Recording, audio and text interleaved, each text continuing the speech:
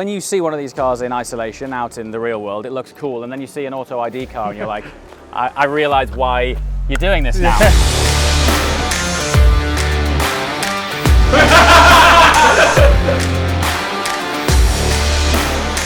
a bullseye. For me, they've always been the premium. So the plan is then, we're going to get these cars in, we're going to put them nose to nose and do a comparison as to the, take it from me, dramatic change. Yeah, it's going to be insane. And then, yeah, man, let's see what's what. So I've been told it's a bit of a tight squeeze, so I will leave that to you. I feel like Pimp My Ride. Exhibit.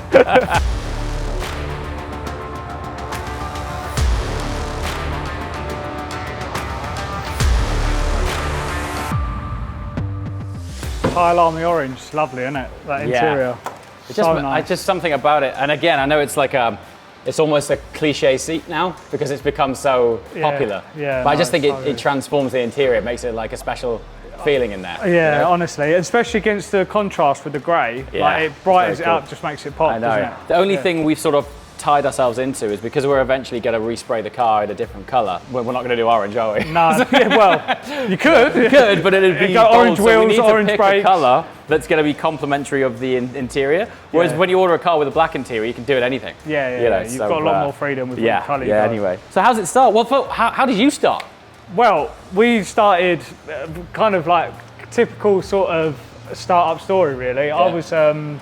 I was working in London at the time. I used to work in for a media agency. Yeah. And I've always loved cars, and I was on forums and whatever else, and the M2 come out and it didn't have these M-style mirrors on it when it came out. I just wanted some kudos, really. I wanted to try and come up with a solution to try and fix it. Yeah. I was looking on the internet to see if there was anything that was there, and I managed to find a factory that had made a similar sort of product before, but to no avail, and it was on an older generation. I think they'd done it for the E46 or the E90. I can't remember exactly what it was, but they made these caps and no one had really moved on them. And I said, can you do it for this series of car? And they said, we can, but we'll have 1,500 quid, please, to make 10 of the units. They'll keep hold of the mould, and gave them 1,500 quid of my hard-earned money at the time. We got 10 of those caps. They were delivered, took my mum and dad's bike shed, threw all the bikes out of the bike shed. This is a proper entrepreneurial story. I love this guy already. I threw all of the bikes out of the bike shed and used that as a spray booth to spray these mirror caps. And honestly, the finish on them was terrible. They looked like acne, like it looked like someone had done them in a garden shed. Yeah, genuinely looked like that. Brilliant. And, you know, to those customers, thank you. Yeah. But then, eventually I sold those 10 caps, and then the guys at the factory saying, like, if you want to order more, we can do you a better price now. And I said, I'd like to do that, but can you paint them? Can you skin them in carbon? And when we started to skin them in carbon with that factory, it sort of blew up a little bit. Yeah. So how did you sell them in those early days? Did you go back on the forum? And just go, on forums, on baby, so it was on Baby BMW at the time, which is a enthusiast BMW forum. On the same forum, I bumped into this guy called Joe, and he was just getting his M2, which is in April 2016.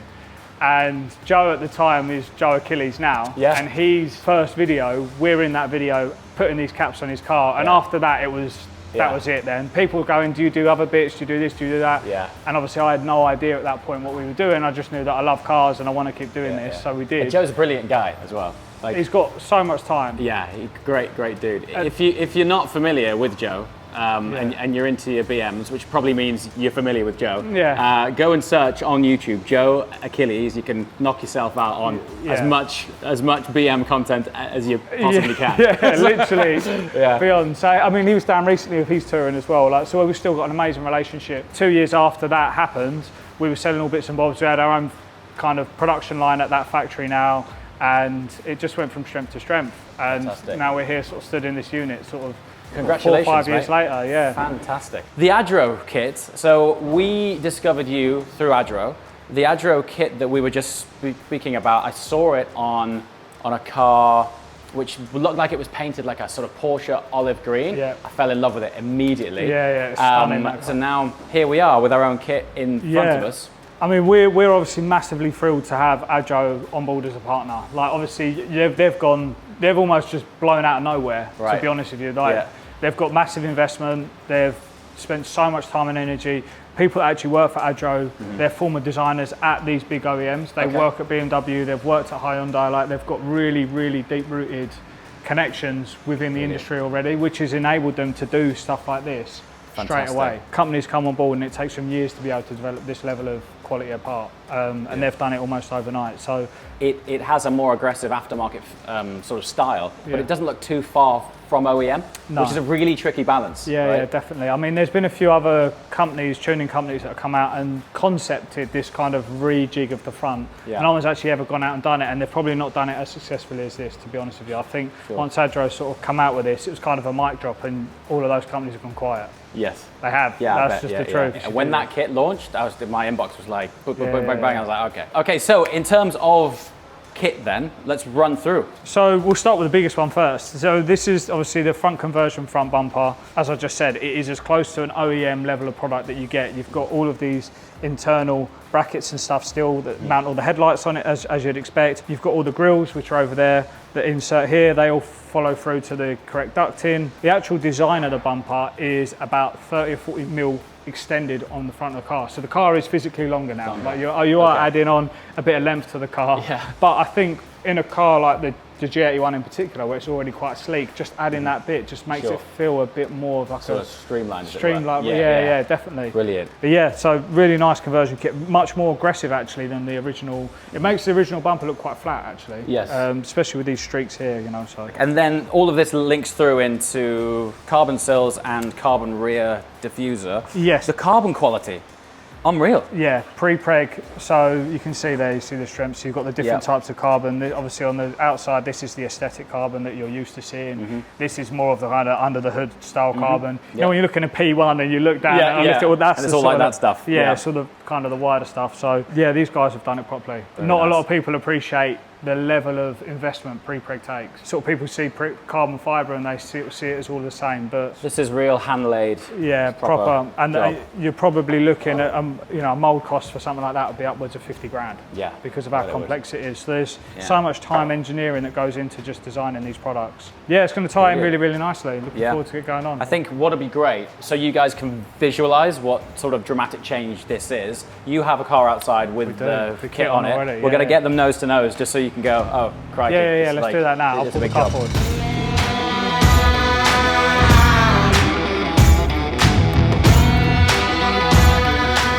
Okay, so this is about as dramatic a change as I've seen on this generation of car so far. When you see these out and about in isolation in the wild, that looks mean. And then I arrived here this morning, I was like, oh, looks like a 330D. It's crazy. No, you've hit the nail on the head. Genuinely, you have. Yeah, what a job. So let's just run through these changes. We haven't yet seen these parts yet. You've got these much more aggressive streaks. These are actually more like E90 M3 style. I don't know if you could get one of those up, you'll see that sort of design language comes from that. Right. The grills here, these are more like a M4 GT4 style of grill that they've added in there. Obviously you've got all the integrated, I think you guys got active cruise as well, so that's all integrated nicely as well. But yeah, I guess the grill is probably quite a central element to it, but they've kept it quite clean. It would have been quite easy to go like an M4 CSL route where it's got all like I think when this generation launched, there was a lot of controversy around the grill, right? And I think as it happens, it's evolved and people have started to adapt to it. Definitely. But this has done the job. Yeah, 100%. It feels like how it should have been. Yeah, no, I agree. And that's what so many people say. I think it's because it's just reduced the volume of the grill a little bit. Yes. And it's brought the car forward and it just sort of suits it. I think it's not, where these are quite vertical, these aren't vertical anymore, they're actually horizontal. And I think that's why it kind of suits, especially with the headlights, it just flows a little bit nicer. We are really fortunate to be going for these headlights, but how have you done this? So the CSL modules for here are super easy. I'll see if I can just open the bonnet and show you. Okay. Pretty sure these unbolt. And you just plug a module in and it changes all of the LED. Because you would be forgiven for thinking it's a new headlamp. You think, 100%. Right, it totally transforms 100%, yeah. Totally so with the existing lamp, you plug in a new module and it changes the colour of the lamp. Yeah, it's simple as that. And you know that's what they're doing at the factory. No, it sounds so silly, but it's literally as easy as that. Yeah. Transformative. Yeah. It takes about, I think, 15 minutes.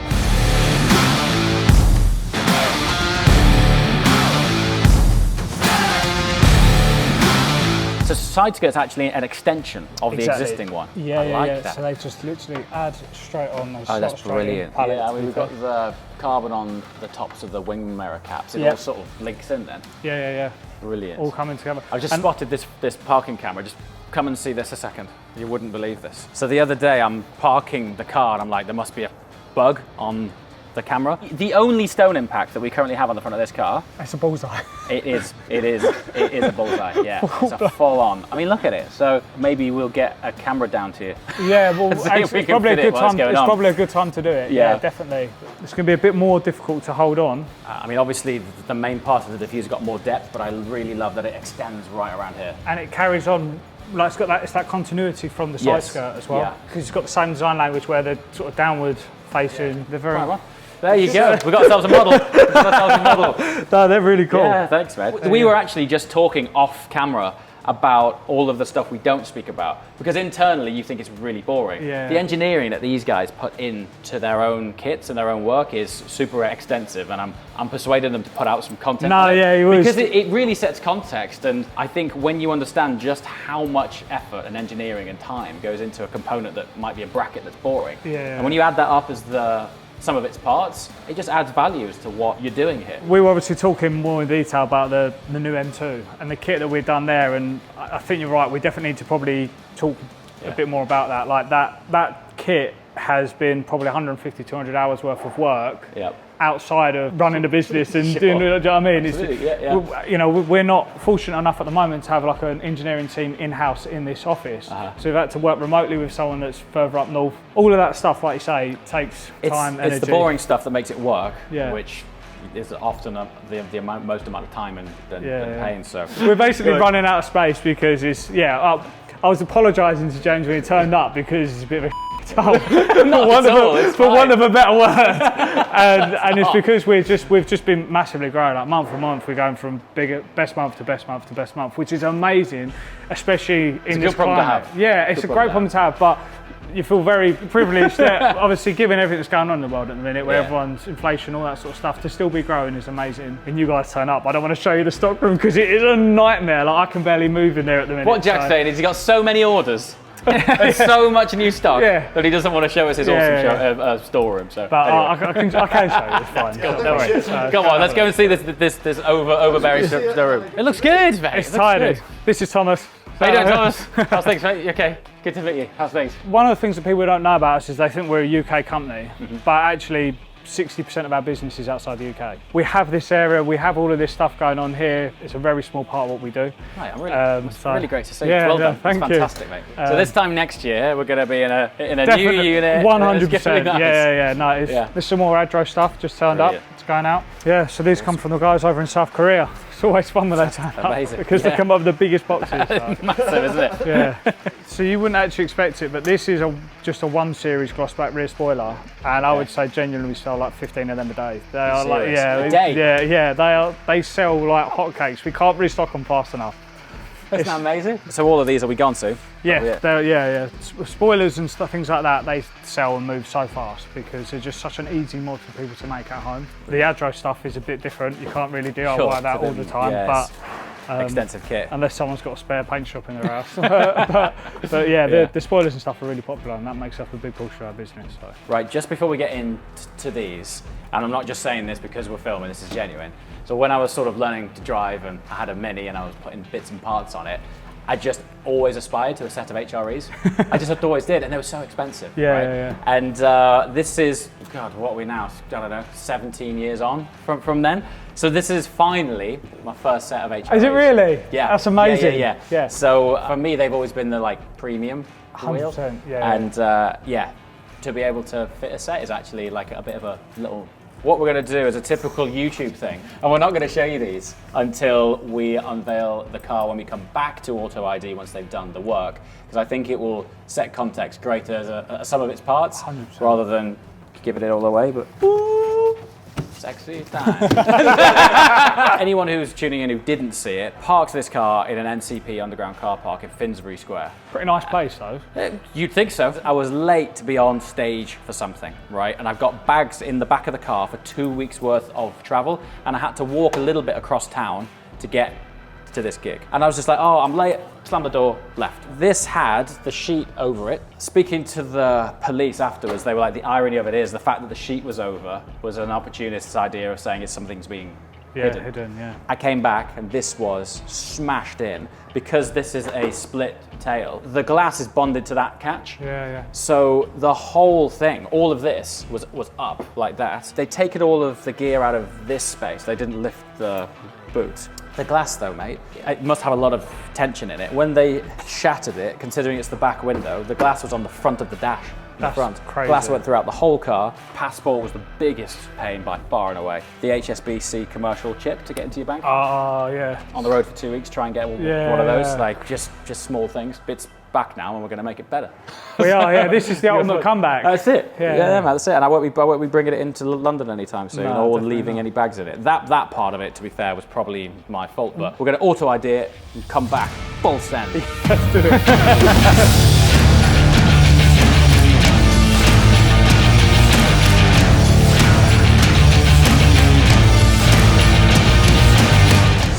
We're just going to wind Joe up a little bit. Joe Achilles came down here and he set the fastest lap time on the sim. I'm just going to send him a picture of totally fake faster lap time, just to wind him up. Just like a tenth. All right. Just a tenth. Oh, there you go. Joe. Oh, sorry, mate. What can I say? Not a bad lap, that. You've done really well there, mate. Nice effort. Nice effort, James. How you doing? Just wanted to tell you that was fake, and I was just winding you up. Oh mate, the time was even like the timing difference was so like believable. I was like, I had to message Jack and say, right, I'm coming back now.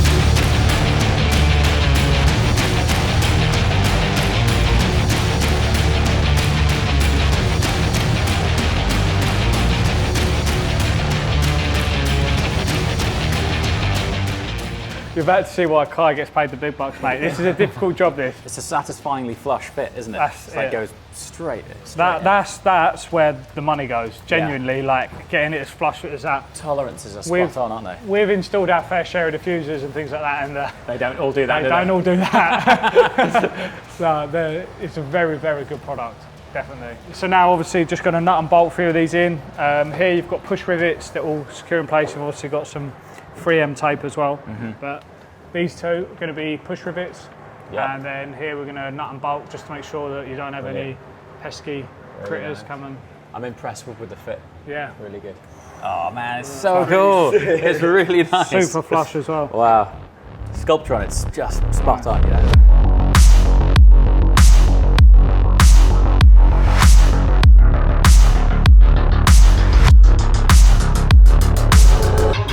Oh, it looks so good. That looks so good. Badass piece of kit. Look at it.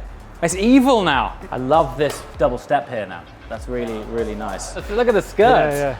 I love this. Now the front does look like a bit of a bald chicken at the front. It does. The front looks so normal all of a sudden. Yeah, it does. This was dropped 40 mil. This is 40 mil, yeah. 45. A bit too much, right? Yeah, that's a bit too much. I think it'd be nice to have a conversation around maybe a 20 mil. I think we look at that, what definitely. Do you think? Yeah, once the wheels are on, yes, we'll have a look at if the fitment's perfect, and if it's not, maybe just put like a little 5 mil spacer on, something like that, just to get the fitment just right. Okay. The way the rear wheels sit in the arch is perfect. Yeah. For some reason, the front's got like, it looks like the axle lifts up or something. Yeah, it looks like that. It's squashed in. The sort of profile of arch to wheel is spot on the rear. But if you look at the front, the gap is huge. It's a bit of an odd one, isn't it? Yeah. It's like, well, certainly aesthetically imbalanced. I'm sure BMW have a reason for it, and we're probably going to ruin several $1 million of R&D. Well, I think it's because obviously it's a staggered fitment. Right. So you've got 19s on the front, 20s on the rear. That's the same across the board. But weirdly, the G82, on the G80s, the M3s and the G81 M3 Tourings, they only need the fronts lowered. But on the G82, for some reason, both need changing because the rear's high as well. So it doesn't really make sense, but I would have presumed that it's something to do with the staggered fitment, but you know, we'll never know. Have you had any experience mounting roof boxes on these? On this, no, not yet. I think if we were to do it, it would be a first, and I genuinely think it would look insane. We're really thinking about it. Yeah. Really, really thinking about it. Like, it does support us a lot. You know, it's dragging camera gear around it. What I think would look good if you were to colour match it, Yeah. and you had like a Carl Army orange pinstripe along. Now we're talking. That would look good. Now we are talking. Tie in the interior to the exterior, that would look quite nice. That would look cool, wouldn't it?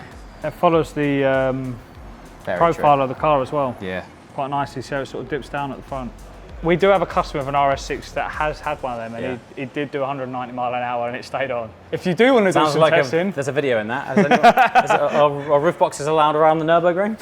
Yeah.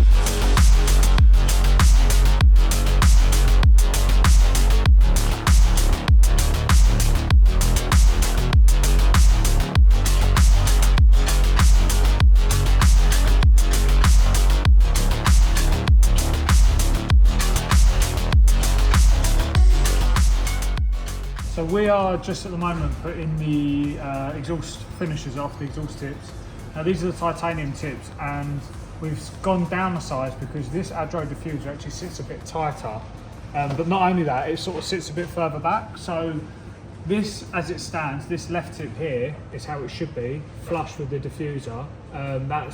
That's how the stock exhaust was, and that's how these tips need to be with this system. But what you can see is you can't actually really see the system when they're there, and we think it'd be a little bit better that the tips maybe stick out a bit more so that they're more in line with the design of the actual diffuser as well. So what we're going to try and fabricate instead, which you can see our issue here, when they're like that, you can see the exhaust here, so you can't leave a tip like that. So we're going to try and fabricate something, or try and move the exhaust back to some degree, just so we can get that little bit of poke on the system, on the tips. So look a little bit more in keeping with the design of the diffuser. So Carl's going to have a go at that now, and we'll let you know how we get on.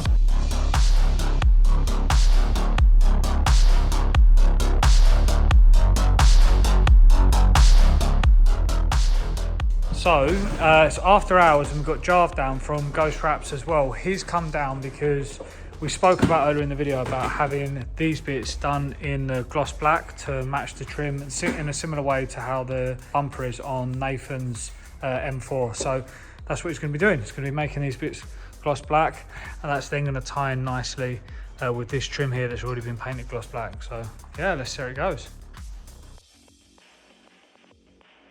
So this is what it looked like before, and now first side is done, and I think you'll agree, even just seeing it here, it looks a lot better straight away. So yeah, now crack on and magic the next one. Cool, so we're pretty much at the end of the day. We've got to hop on a plane to go and film some cars somewhere, and then we're going to come back next week where we're going to unveil the completed car with wheels, headlights, bumpers, skirts, the lot, and go for a drive. Yeah, I can't wait. I'm really excited to see this finished. Yeah, so like you say, world first. So yeah, that's it. World first Adro kit on the Touring, which is exciting. And then we need to come up with the new paint job for it, which will be a journey. I'm excited itself. to see that. Maybe a roof box. Yes. Let's see. But mate, today's been amazing. No, Thank you so much, pleasure. man. It's been really, really cool. Yeah. I look forward to coming back soon.